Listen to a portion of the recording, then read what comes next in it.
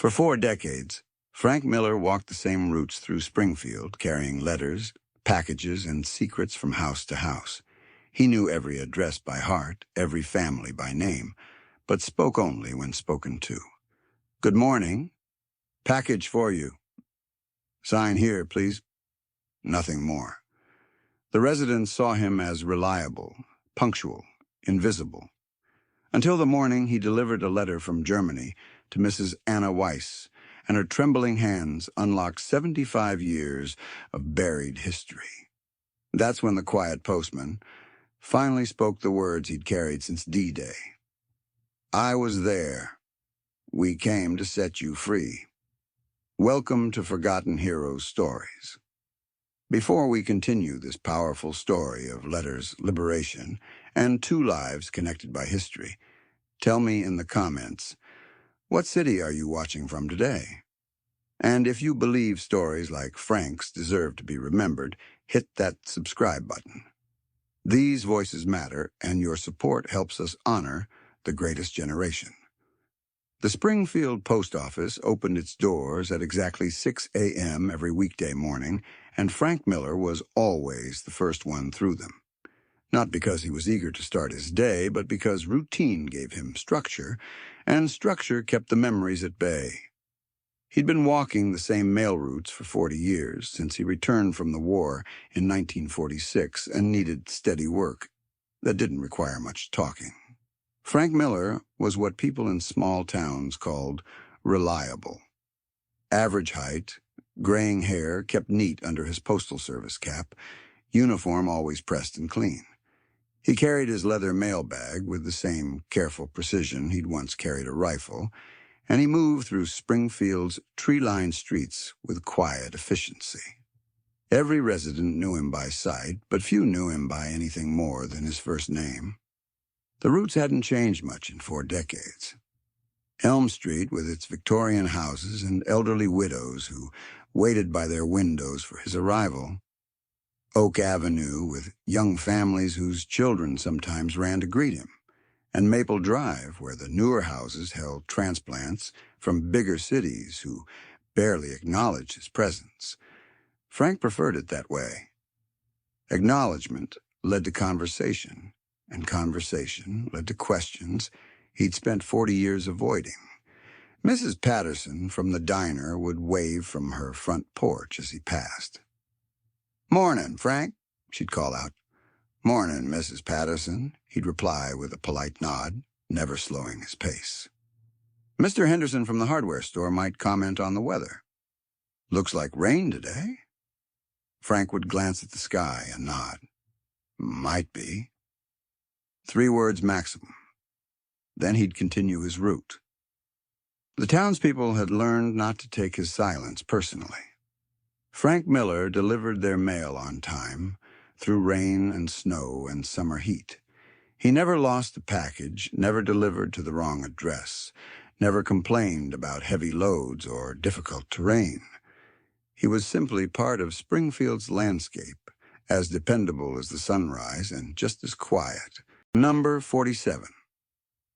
Willow Street was different from the other houses on Frank's route, though he couldn't quite put his finger on why.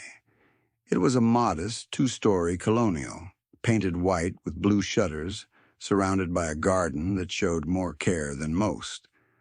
But it was the woman who lived there that made Frank pause just for a moment every time he approached her front door. Anna Weiss was perhaps 75 years old, with silver hair pulled back in a neat bun and eyes that seemed to carry weight he recognized but couldn't name.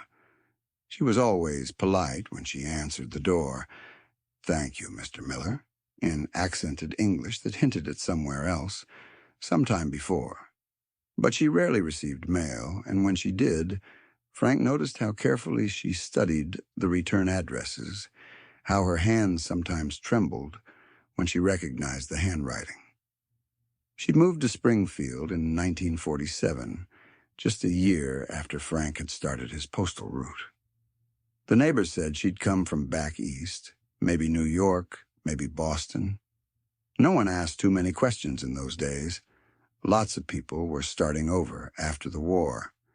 She kept to herself, tended her garden, occasionally shopped downtown, but maintained the kind of careful distance that Frank understood instinctively. Over the years, Frank had delivered exactly 13 letters to Anna Weiss. He remembered each one because they were unusual. International mail was rare in Springfield, and these came from addresses in displaced persons camps, then later from cities across Europe and Israel. Each time, Anna would take the letter with hands that shook slightly, nod her thanks, and close the door quickly. Frank never asked questions. Questions weren't part of his job description. Tuesday, October 15th, 1986, started like any other day for Frank Miller. He'd sorted his mail at the post office, loaded his bag, and begun his route at 8:15 a.m. sharp. The fall air was crisp.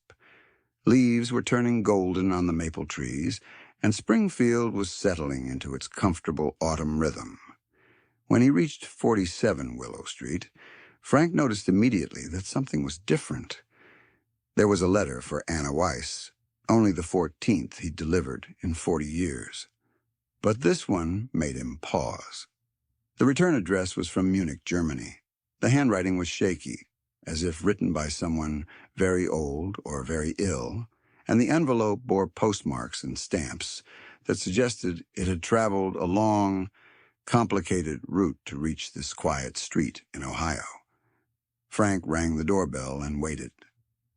When Anna Weiss opened the door, she looked frailer than usual, as if the approaching winter had already begun to settle into her bones. She wore a long-sleeved cardigan, buttoned up to her throat despite the mild weather, and her silver hair seemed thinner than he remembered. "Good morning, Mrs. Weiss," Frank said, extending the letter. "Mail for you." Anna looked down at the envelope in his hand, and Frank watched her face change. The polite smile faded, replaced by something that looked like recognition mixed with fear. Her eyes fixed on the return address, and her lips moved silently, as if she were reading a name she thought she'd never see again. "From Munich?" she whispered, more to herself than to Frank. She reached for the letter, but her hands were trembling so violently that she nearly dropped it. Frank instinctively steadied her arm, and for a moment their eyes met. In hers, he saw something that took him back 42 years to a beach in France, the look of someone who had survived something that should have killed them. "Are you all right, Mrs. Weiss?" Frank asked, his voice gentler than it had been in years. Anna stared at the letter in her hands, turning it over as if she couldn't quite believe it was real. I thought they were all gone," she said quietly. "All of them." She looked up at Frank then, really looked at him, and he saw her studying his face with the intensity of someone trying to solve a puzzle. "Mr. Miller," she said slowly, "how old were you in 1944? The question hit Frank like a physical blow. In 40 years of delivering mail, no one had ever asked him about 1944. No one had ever looked at him and seen anything other than the quiet postman who brought their letters and packages. 20, he said automatically, then paused, surprised by his own honesty. "I was 20 years old." Anna nodded slowly, still clutching the letter. "You have, how do you say, the bearing, like a soldier. I have seen many soldiers." She paused, studying his face again. "Were you in the war, Mr. Miller?" Frank felt his chest tighten. For 40 years, he'd successfully avoided this conversation. He'd learned to deflect questions, change subjects, disappear into his work. But standing on Anna Weiss's front porch, watching her hold a letter from Germany with shaking hands, he found he couldn't lie. "Yes," he said quietly. "I was." "In Europe?" "France. D-Day, then. Other places." Anna's eyes filled with tears, but she didn't look away. "You helped liberate?" "Some places, yes." She stood there for a long moment, studying his face. the letter forgotten in her hands. Then she did something she'd never done in 40 years of mail delivery. She stepped aside and opened the door wider. Would you like some coffee, Mr. Miller? I think perhaps we should talk. Anna Weiss's kitchen was small and tidy, with lace curtains at the windows and the faint smell of cinnamon and old memories.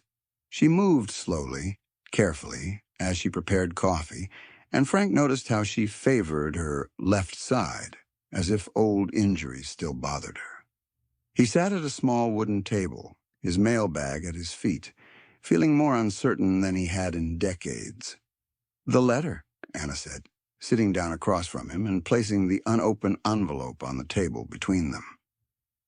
"It's from Rachel Goldstein. We were in Bergen-Belsen together. I haven't heard from her since 1947. Frank looked at the letter, then at Anna, understanding beginning to dawn on him.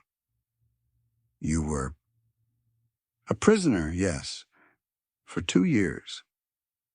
Anna's voice was matter-of-fact, but Frank could hear the careful control beneath it. "I was 23 when they took us from our village near Krakow. My husband, my baby daughter." She stopped, composed herself. "Only I survived." Frank felt something shift in his chest, a recognition that went deeper than memory. "We liberated Bergen-Belsen," he said quietly. "April 15th, 1945. I was there." Anna's coffee cup froze halfway to her lips. She stared at him across the small table, and Frank saw 41 years collapse into a single moment. "You were there? At the camp?" "Second wave. We came in after the British secured the perimeter. I was part of the medical support team." Frank's voice was steady, but his hands were trembling now. "I had never seen anything like... I couldn't understand how human beings could..." "You saw us," Anna whispered. "I saw you. Not you specifically, but people like you. What had been done to you?" Frank looked down at his hands. "We tried to help, but so many were already. And those who survived were skeletons," Anna finished. "We're ghosts. We're barely human anymore." They sat in silence for a moment, the weight of shared history settling between them like dust. Frank had never spoken about Bergen-Belsen to anyone. Not to the army psychiatrists, not to his family, not even to himself in the dark hours when sleep wouldn't come. "I weighed 68 pounds when you liberated us," Anna said quietly. "I couldn't walk, couldn't speak. I thought I was dreaming when I saw the American soldiers."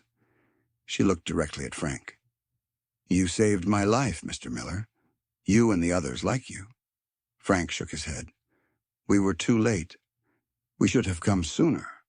If we had known..." "You came," Anna said firmly. "That's what matters. You came." With shaking fingers, Anna opened the letter from Munich. Frank watched as she read silently, her lips moving slightly with each line. Tears began to fall, but she didn't wipe them away. When she finished, she looked up at Frank with an expression of wonder and sorrow mixed together. "Rachel is dying," she said simply. "Cancer. She wanted to write to all the survivors she could find before she goes. She's been searching for people for months." Anna held up the letter.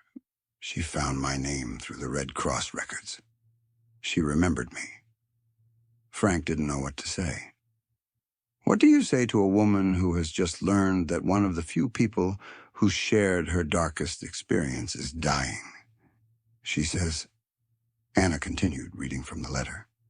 "She says she wants all of us to know that we lived, that we survived, that the world didn't forget us completely." She looked up at Frank. "But I thought it had. Forgotten us, I mean. I thought everyone had moved on, wanted to forget." "We couldn't forget," Frank said quietly. "Those of us who were there, we couldn't forget." Anna studied his face. "Is that why you've been so quiet all these years?" Why you never talked about the war. Frank nodded slowly. What was I supposed to say? That I'd seen things that made me ashamed to be human? That I'd helped liberate people who'd been reduced to... He stopped, struggling with words that had been buried for 4 decades. How do you come home to a normal life after that? How do you deliver mail and chat about the weather when you've seen what we saw? You carry it, Anna said simply. You carry it because forgetting would dishonor them. The ones who didn't make it out. Is that what you've been doing? All these years in Springfield? Anna nodded. I came here because it was quiet. Because no one asked questions. Because I could disappear into a normal life and try to... She paused. Try to become human again. Did it work? Anna smiled sadly. Some days I felt almost normal. But then something would remind me. A smell, a sound, the way shadows fell across the floor. And I would be back there, in the camp, waiting to die. Frank understood. I know that feeling. Yes, Anna said, looking at him with new recognition. I think you do. Tell me about that day, Anna said quietly. April 15th. What did you see when you first walked into the camp? Frank was quiet for a long time, staring into his coffee cup.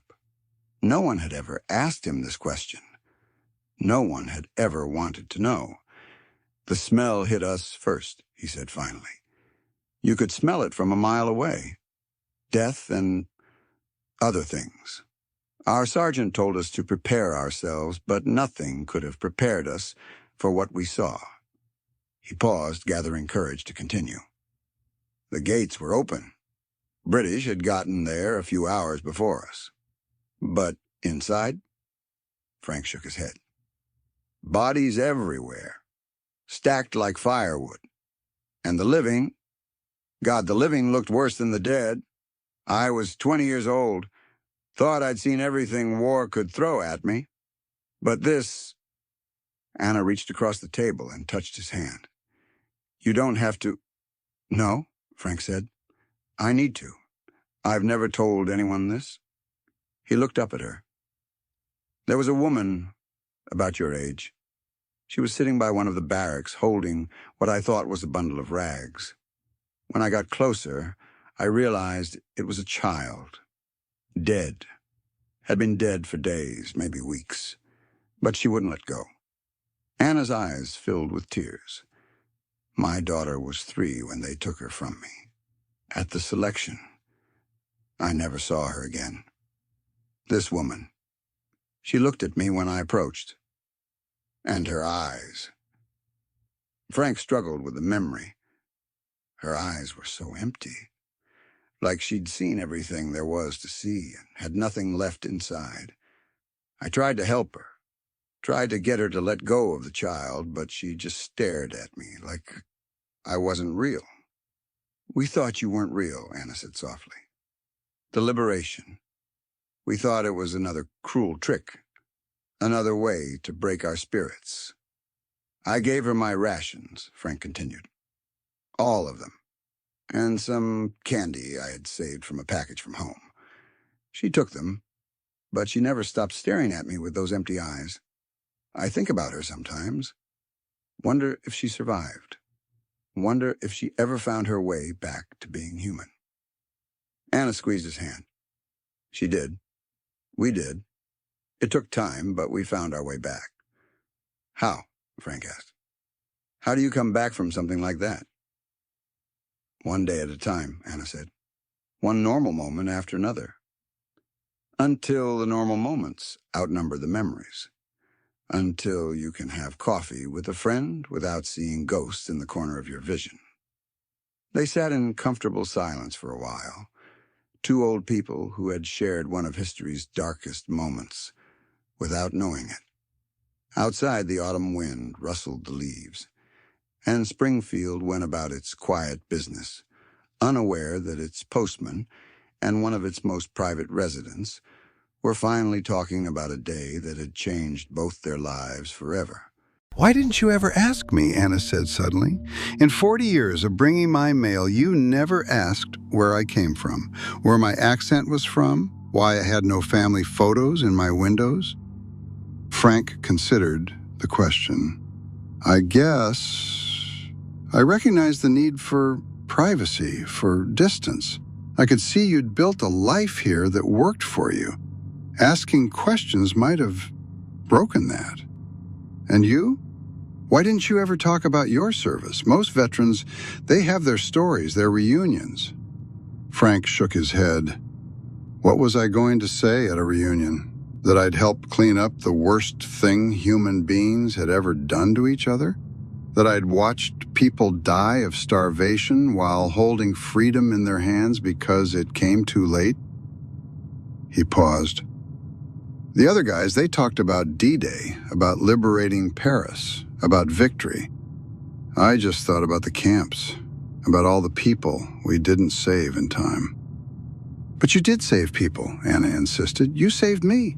You saved thousands like me. Not enough. Never enough. Anna looked at him with understanding. You've been carrying survivor's guilt too, haven't you? All these years. Frank nodded slowly. Why did I make it through when so many better men didn't? Why did I get to come home and live a normal life and the people in those camps, when they lost everything? Because someone needed to remember, Anna said firmly. Someone needed to witness. Someone needed to carry the story forward. But I didn't carry it forward. I buried it. Until today, Anna pointed out. Until this letter brought us together. Frank looked at the letter from Munich, still sitting on the table between them. What will you write back to Rachel? Anna smiled, the first genuine smile Frank had seen from her in 40 years. I'll tell her that I found one of the soldiers who liberated us, that he's been taking care of me all these years without either of us knowing it. Frank finished his coffee and looked at his watch. His route was far from complete, and the other residents of Springfield were probably wondering where their mail was. But for the first time in 40 years, the schedule seemed less important than the conversation. I should go, he said, standing slowly. People will be wondering about their mail. Anna stood too, steadying herself against the table. Mr. Miller, Frank, would you come back tomorrow? I'd like to show you some photographs from before, and maybe you could tell me more about that day, about what happened after you found us. Frank picked up his mail bag, feeling lighter somehow, despite the weight of the letters inside. I'd like that, Mrs. Weiss. Anna. There's something else, Anna said as he reached the door. I've been thinking. There might be others. Other survivors in other towns, living quietly like I have. And other veterans like you carrying the same guilt, the same silence. Frank paused in the doorway. What are you thinking? I'm thinking maybe it's time we stopped carrying this alone. Maybe it's time we talked to each other. As Frank walked away from 47 Willow Street, continuing his route through Springfield's familiar neighborhoods, everything looked the same, but felt different. The houses, the trees, the faces of the people who waved from their porches, all of it had taken on a new significance. He wasn't just delivering mail anymore. He was connecting stories, carrying messages, between lives that had intersected in ways no one could have imagined. When he reached the post office at the end of his route, Frank did something he'd never done in 40 years of service. He asked his supervisor for a few hours off the next day. Personal business, he explained. His supervisor, who had never known Frank to take time off for anything personal, looked surprised but nodded. "Everything all right, Frank?" Frank thought about the question. For the first time in 40 years, the answer was complicated but honest. "Yes," he said. "I think it might be." The next morning, Frank arrived at 47 Willow Street, not as a postman, but as a friend. Anna was waiting for him with coffee already prepared and a box of photographs on the kitchen table, pictures from before the war, from displaced persons camps, from her early years in America. They spent the morning sharing stories they'd never told anyone. Anna showed him pictures of the family she'd lost, the life she'd built in Springfield, the letters from other survivors she'd collected over the years. Frank told her about D-Day, about the long march across Europe, about the nightmares that still woke him some nights. Together, they wrote a letter to Rachel Goldstein in Munich. Anna wrote about finding peace in Springfield, about the quiet postman who had unknowingly watched over her for 40 years. Frank added a few lines about the liberation, about how the survivors had inspired the soldiers, about how their courage had given meaning to the war. "She should know," Frank wrote in his careful handwriting, "that the people we found in Bergen-Belsen were the strongest human beings I ever met. They survived something that should have destroyed them, and they found the grace to rebuild their lives. They taught us what resilience really means." 3 weeks later, a letter arrived from Munich, the last letter Rachel Goldstein would ever write. In it, she thanked them both for helping her understand that survival had its own heroism, that living a quiet, normal life after witnessing hell was perhaps the bravest thing any of them could have done. Frank continued delivering mail in Springfield for 3 more years before he retired, but he was no longer the silent postman who spoke only when spoken to. He began stopping to chat with residents, sharing stories, listening to theirs. Anna Weiss became not just a stop on his route, but a friend who helped him understand that some silences were meant to be broken. When Frank retired in 1989, the town threw him a small party at the post office. Anna was there, along with dozens of Springfield residents whose mail he'd delivered faithfully for 43 years. In his brief speech, Frank said something that surprised everyone. "Delivering mail taught me that every letter carries a story, every address holds a life, every person you meet has survived something that made them who they are. I'm grateful I got to be part of your stories, even in a small way." Anna smiled from the back of the room, understanding what no one else could. That Frank Miller had finally learned to carry stories forward instead of burying them in silence. The war had ended 44 years earlier, but for Frank Miller and Anna Weiss, peace had just begun. The heroes of World War II weren't just the ones who charged beaches and flew missions and won medals. They were also the ones who came home and tried to build normal lives while carrying extraordinary memories. They were the Anna Weisses who survived the unthinkable and chose to trust again. They were the Frank Millers who witnessed humanity's darkest hour and still believed in kindness. They lived among us for decades. The quiet postman, the reserved neighbor, the woman who kept to herself. They delivered our mail, tended their gardens, and carried stories that could have filled history books. Most of them never spoke about what they'd seen or survived. They simply lived, day by day, proving that the most profound heroism often looks like an ordinary life.